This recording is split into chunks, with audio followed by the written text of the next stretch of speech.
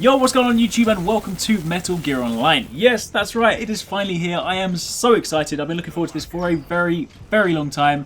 I used to play loads of Metal Gear Online back when it was on PS3, so I am officially ready to make my return.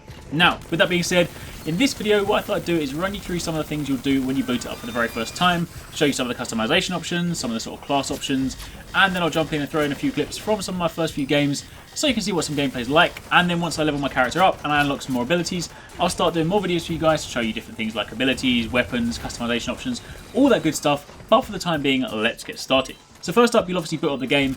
You have to go through MGSV, go to the menu, select Metal Gear Online, and you'll come to this screen here. This is your start screen, and your avatar, as you can see here, is the one you created at the beginning of Metal Gear Solid 5. Clearly, I thought this was a good idea when I first made my character.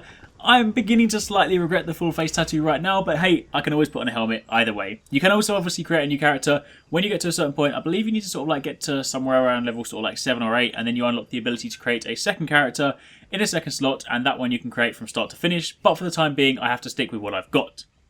After that, you'll then be greeted by a very basic tutorial where it runs you through some of the different options, your iDroid, your menu, your matchmaking options, and then obviously also your customization stuff. But if we jump forward a little bit, you get to the point where you can select your class. Now, Metal Gear Online works around 3 base classes. You have Scout, Enforcer, and Infiltrator. Now, Scout is basically long-range experts with sniper rifles, so think, say, Quiet. Then Enforcer is, say, your mid-range expert with heavy armor and heavy weapons, so think, say, Snake when he had his like heavy armor on. And obviously Infiltrator is the close-range expert with cloaking abilities. Now, the actual kind of description for them when you actually choose your character, they say that Scout is for beginners, Enforcer is for average players, and Infiltrators are for experts. Now, I don't proclaim to be an expert, but at the same time, I am also someone that likes stealthing, so that's why I went for Infiltrator. It seems right now that once you select a class, that is bound to your character, but given that you do have 3 character slots that you can obviously create later on, I imagine the idea is that you use those slots to create the 3 different classes and obviously go from there. Once you've done that, you can then jump into the customization option and obviously change slightly the way that you look or some of the sort of clothes you're wearing. Now, for the most part, a lot of these things will obviously have to be bought with credits that you'll earn in-game when you play matches. And right now, obviously starting out, I don't actually have much to choose from. There are a few items that are pre-unlocked, so you can obviously throw on things like headphones, masks, and stuff like that.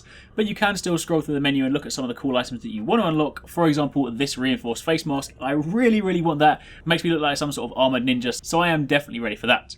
Either way, that's a little bit expensive, so for the time being, throw on what you want, and then you're good to go. Now, the actual area that you're in, this is free play mode. You're free to kind of roam around here, do whatever you want. You can fire your weapons, you've got infinite ammo, use this as target practice, explore. It doesn't seem that when you actually form a party, it doesn't seem like you can invite your friends in. I could be mistaken, but as it currently stands, I was in a party with 269 and we were still in our own instances. But either way, this is basically your hub, your kind of starting zone, and obviously you can mess around here. Now, if you actually want to start playing multiplayer, you can then bring up your iDroid and you can go to the actual matchmaking options, and there are 3 things to choose from. You obviously have auto match where you'll basically just search for a random game. You then have select match where you can choose a match from a list of matches, and you can obviously create a match if you want to bring your friends in. As for the actual modes, you have Bounty Hunter, the first of which is effectively team deathmatch with a few other mechanics in place. Obviously you can kill your enemy or you can Fulton them.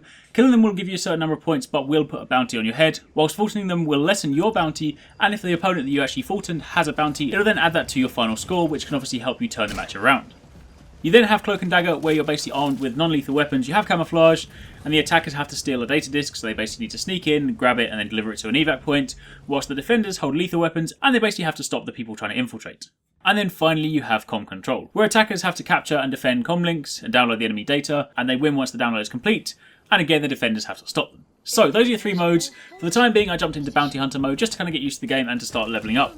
So what I'm now going to do is throw in some gameplay clips so you guys can just sort of see a few of the clips from my first few matches, and just enjoy some gameplay without me talking over the top. I will, as mentioned, be following up with some more Metal Gear Online videos, hopefully later on today and also later on this week, to try and go over some more things like some in-depth class things, some of the gadgets, some of the weapons, some of the customization options, all that good stuff like that. So stay tuned for that, and make sure you subscribe if you want to see more Metal Gear Online content, because this is a game that I definitely want to add to my list of games that I cover on a regular basis. Now, hopefully you guys enjoy the rest of the video. If you do, a like would be super appreciated. Thanks again for watching. Take it easy. Catch you next time. Peace out.